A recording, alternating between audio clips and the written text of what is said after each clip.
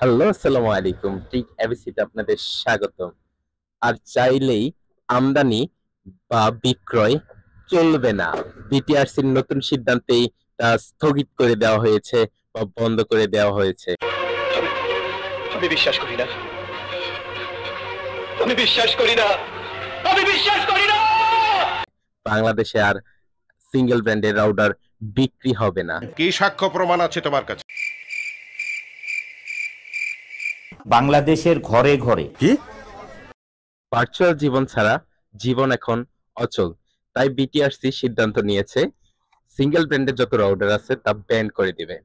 তা বিপণন এবং আমদানি সকল ক্ষেত্রে তা বিটিআরসি নিয়ন্ত্রণে নিয়ে নিবে।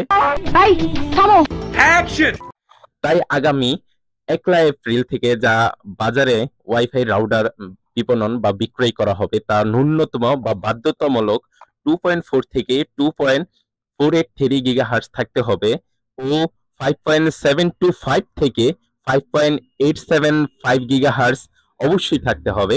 তাহলে বাজারে বিক্রয় ও আমদানি করা যাবে। সুতরাং কেউ ভয় না পেয়ে সুন্দরভাবে চালিয়ে যান রাউটার বিক্রয়। খালি মাল কামামু। যাই হোক, I can't speak.